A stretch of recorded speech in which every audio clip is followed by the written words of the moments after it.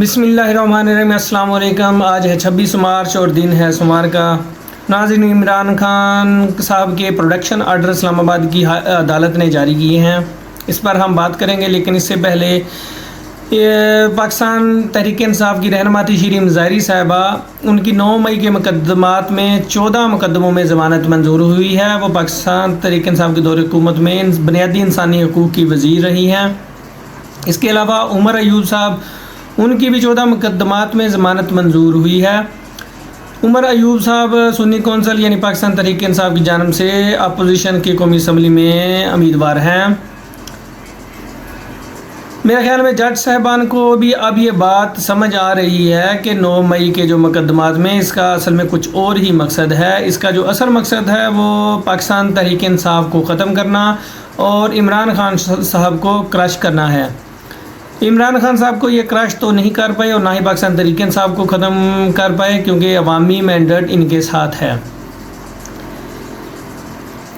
رانا ثناء اللہ صاحب بھی بیان دے چکے ہیں کہ عمران خان صاحب کا جو وجود ہے وہ ہماری حکومت کے لیے خطرہ ہے، تو وہ یہی چاہتے ہیں کہ عمران خان کا وجود کسی طرح ختم کر دیا جائے۔ جو پاکستان سپریم کورٹ میں کل 9 مئی کے بارے میں ناظرین مقدمات پہ جو سماعت ہوئی ہے، یہ 6 رکنی بینچ ہے جو سماعت کر رہا ہے۔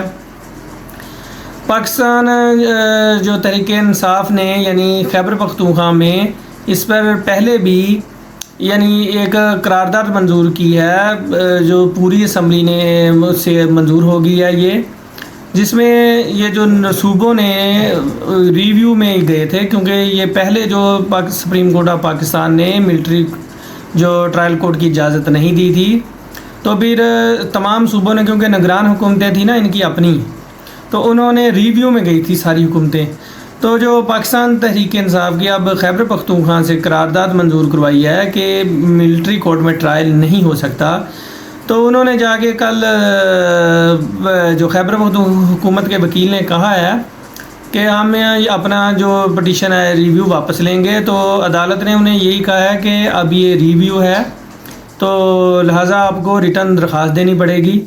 تو علی امین گنڈا پور جو ہیں وہ اصل میں صحیح وفاداری کر رہے ہیں عمران خان صاحب کو۔ عمران خان نے ایسے ہی تو انہیں وزیر اعلیٰ منتخب نہیں کروایا، کیونکہ کافی حلقوں کو تشویش بھی ہے کہ جو علی امین گنڈا پور صاحب ہیں انہیں وزیر اعلیٰ نہیں ہونا چاہیے تھا۔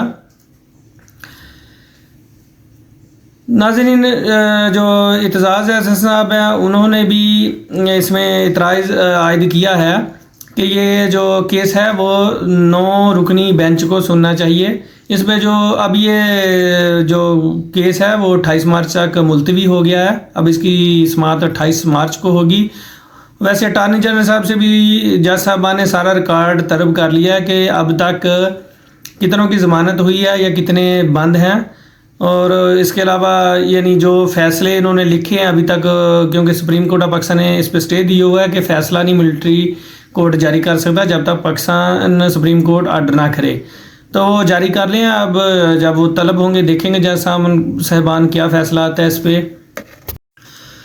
اب ہم سائفر پہ بات کریں گے۔ یہ سائفر کی جو اپیل لگی ہوئی ہے اسلام آباد ہائی کورٹ میں، کل بھی اس پہ سماعت ہوئی ہے اور آج پھر اس پہ سماعت ہونی ہے۔ کل کی سماعت میں ناظرین چیف جسٹس آف اسلام آباد ہائی کورٹ جسٹس عمر فاروق صاحب نے اہم ریمارکس دیے ہیں۔ انہوں نے کہا ہے کہ یہ ایک کرمنل کیس ہے، کہ سوال یہ ہے کہ یہ کیس ایک یعنی سائفر ہے جو پیپر اس کے گرد گھوم رہا ہے اور وہ موقع پر موجود ہی نہیں ہے۔ یہ کوئی سول کورٹ کا کیس تو نہیں ہے جس کو ادھر ادھر کھینچے جاؤ۔ تو امید یہی کی جا رہی ہے کہ انشاءاللہ جلد ہی عمران خان صاحب کی ضمانت ہو جائے گی اس کیس میں، ہو سکتا آج ہی ہو جائے۔ تو اس کے علاوہ ناظرین ایچیسن کالج میں کا ایک اہم اسکینڈل سامنے آیا ہے، جس میں احد چیمہ صاحب ہیں جو وفاقی وزیر ہیں، جو کہ یہ نوازے ہوئے بندے ہیں مسلم لیگ نون کے۔ یہ پیچھے ان پر شہباز شریف کے ساتھ مقدمات میں شامل تھے، تو ابھی انہیں اسپیشل قسم کا نوازا گیا ہے۔ انہیں اس میں بھی جو نگران حکومت میں بھی انہیں عہدہ دیا گیا تھا، اور جس میں کہ جو جتنے بھی نگران وفاقی یا صوبائی وزراء ہوتے ہیں انہیں الیکشن کمیشن میں اپنے اثاثے جمع کروانے ہوتے ہیں، تو انہوں نے اس وقت بھی اپنے اثاثے جمع نہیں کروائے تھے۔ جس دن یعنی ڈیڈ لائن تھی اثاثے جمع کرانے کی لاسٹ، اسے ایک دن پہلے انہوں نے استعفیٰ دے دیا تھا۔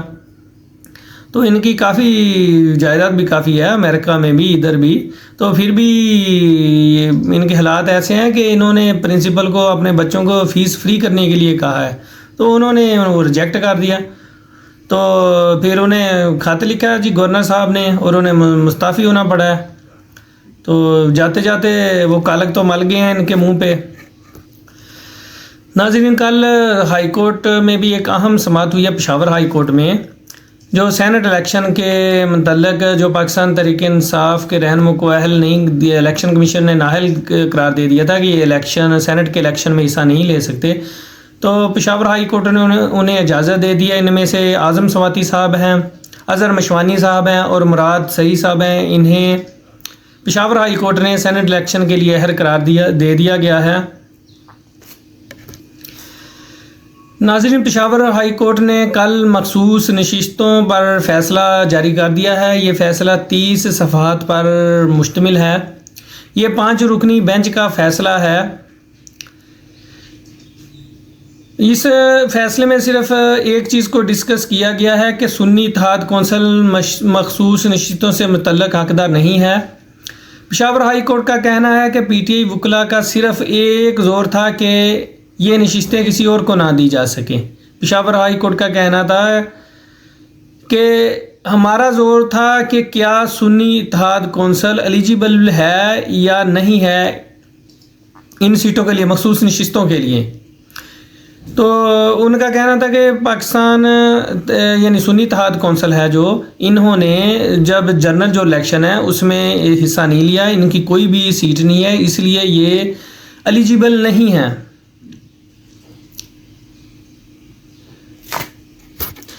یعنی سنی اتحاد کونسل نے جو لسٹ جمع کروانی ہوتی ہے الیکشن سے پہلے مخصوص نشستوں کی، وہ جمع نہیں کروائی تھی، اس لیے یہ حقدار نہیں ہے، کیونکہ یہ لسٹ بعد میں جمع نہیں کروائی جاتی۔ یہ اس کی مقررہ ایک وقت ہوتا ہے جو الیکشن سے پہلے الیکشن کمیشن جاری کرتا ہے ڈیٹ، اس سے پہلے یعنی وہ جاری لسٹ جمع کروانی ہوتی ہے الیکشن کمیشن آف پاکستان نے، تو سنی اتحاد کونسل نے وہ لسٹ جمع نہیں کرائی تھی۔ اب پاکستان تحریک انصاف کہہ رہی ہے کہ وہ سپریم کورٹ میں جائیں گے، اور ممکن ہے کہ آج ہی وہ پٹیشن دائر کریں گے سپریم کورٹ آف پاکستان میں، اور یہ اصل فیصلہ اس کا ادھر ہی ہونا ہے، کیونکہ جو آئین کی تشریح ہے وہ صرف سپریم کورٹ آف پاکستان ہی کر سکتا ہے۔ ناظرین، اب آخر میں ہم عمران خان صاحب کے جو اسلام آباد کی عدالت نے پروڈکشن آرڈر جاری کیے ہیں 4 اپریل کے لیے، اس پہ بات کریں گے۔ یہ عمران خان صاحب کے پروڈکشن آرڈر پہلے بھی جاری ہوئے تھے، تو انہیں پیش نہیں کیا گیا تھا۔ ریزن یہ اختیار کی گئی تھی کہ دہشت گردی کا خطرہ ہے، عمران خان صاحب کی جان کو خطرہ ہے، تو پھر عدالت نے کہا تھا ٹھیک ہے آن لائن ان کی حاضری لگوا دیں، لیکن وہ بھی نہیں کیا گیا۔ تو انہوں نے کہا جی جو موقف اختیار کیا گیا ہے جیل انتظامیہ کی طرف سے کہ وہاں کی جیل کے ایریے میں سگنل نہیں آتے، لہٰذا اس لیے ہم نہیں لگوا سکے، تو اس پر عدالت نے برہمی کا اظہار کیا، اور اب دوبارہ پروڈکشن آرڈر عمران خان صاحب کے جاری کیے ہیں 4 اپریل کے لیے۔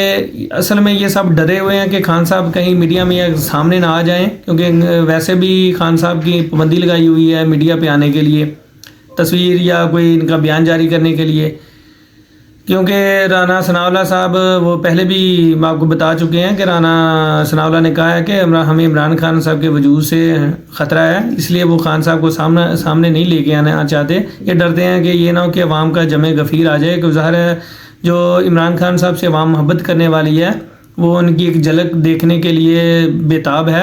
اگر خان صاحب کو وہ عدالت میں لے کے آئے تو عوام تو ظاہر ہے لازم باہر نکل آئے گی، تو وہ اس وجہ سے ڈرتے ہیں۔ ناظرین، کل پاکستان تحریک انصاف کی کور کمیٹی کا بھی اجلاس ہوا ہے، اس میں خان صاحب کی رہائی کے لیے سخت موقف اختیار کرنے کے لیے واضح کیا گیا ہے، اور جو اجلاس کی اندر کی باتیں جو باہر نکل آتی ہیں ان سے بھی اجتناب کیا گیا ہے کہ وہ باہر نہ نکلیں۔ خاص طور پر جو شیر افضل مروت صاحب نے پہلے بات کر دی تھی 40 MPA کے بارے میں، تو بعد میں اس کو جو کاؤنٹر کیا تھا حمادر صاحب اظہر صاحب نے، تو اس سلسلے میں یہ پیش رفت ہوئی ہے کہ اب جو کور کمیٹی کے اندر کی باتیں ہیں انہیں صرف جو کور کمیٹی کی طرف سے جو حمایت یافتہ ہوگا، جس کو یعنی آرڈر کیا جائے گا، صرف ایک بندہ وہی بیان دے سکے گا، باقی اس سے اجتناب کریں گے اندر کی جو خبریں ہیں۔ ناظرین آج کے لیے اتنا ہی، انشاءاللہ نئے ویلاگ کے ساتھ آپ کی خدمت میں حاضر ہوں گے۔